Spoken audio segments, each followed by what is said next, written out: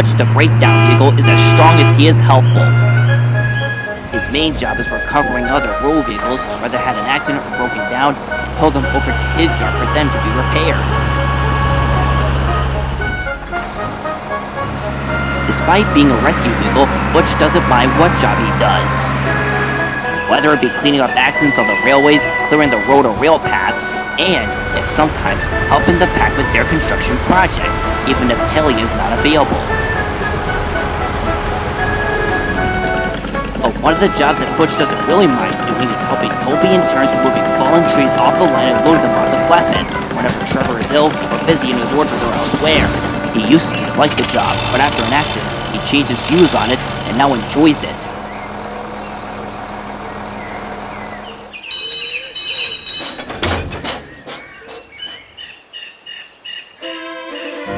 One particular day, Butch was assisting Terence with falling some trees that had grown too close to the line. "Sure are a lot of trees to remove," said Terence. "Lucky you have me," Butch agreed. "My strength will help finish things up." He then chuckled. "Although I'll never hear the end of it if George has to do my normal job." Both vehicles laughed and continued working. The lumberjacks used axes and chainsaws to chop up and cut down trees. Once they were fallen, their branches would be cut off, and Terence and Butch used strong chains to pull them and put them onto the flatbeds.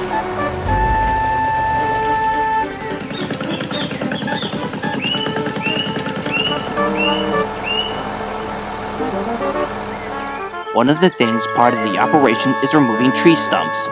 Terence and Butch used their strength to pull them out of the ground so the lumberjacks contended them.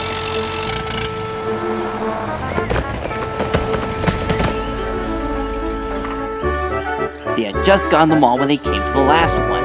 "This one's a tough nut to crack," said the foreman. "We'll need to dig the soil around it and make it more loose."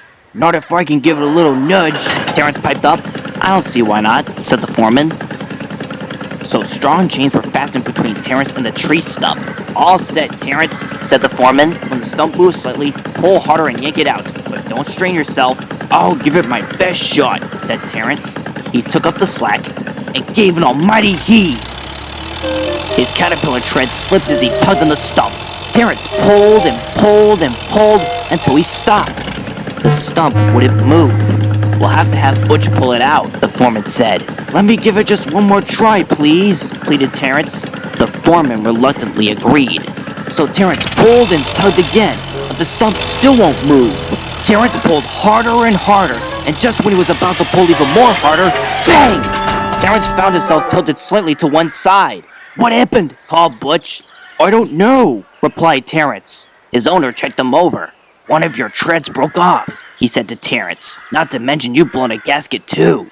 "Now, Butch," inquired the foreman, "can you have a try?" "I'll do my very best, sir," Butch concurred. After he towed Terence out of the way, Butch was soon in his place. He had the chains fastened to his trailer knob and hook. "Give it all you got, Butch," ordered the foreman, "but don't rush it now." Butch revved his engine and began to pull. He pulled, and he pulled, and he pulled, but still, the stump won't move. "Wait," shouted the foreman. "Butch, rest your engine for a bit while we dig the soil around the stump." And that was exactly what Butch did. Once the lumberjacks were done, "We're all ready here now, Butch." Butch took up the slack and gave a tremendous yank. Then, the stump began to move slightly. So the harder Butch pulled, the faster it did. "You can do it, Butch," Terence called on. "You almost got it."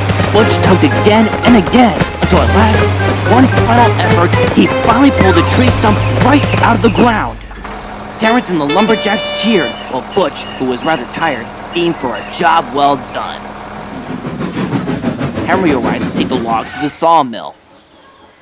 "I hear you two did a fine job," he said proudly. "It was all Butch," Terence complimented. "His strength really helped get the job done." Henry gave Butch an agreeable wink and set off for the sawmill. Later, Butch took Terence to his yard to be repaired. "Thank you, Butch, for all the help," Terence said. "No problem, Terence," replied Butch. "I know I may be a rescue vehicle, but I'm glad I can help." George, who was waiting to go home, grunted nearby. "It's about time you're back. I'd much rather be flattening roads or, better yet, ripping up rails." This whole rescuing mumbo-jumbo is beneath me. Unless, of course, if you want to work with a pick, teased Butch. George gritted his teeth. None of it means working near those dump truck schmucks, he snapped and trundled away. Butch and Terence could only laugh.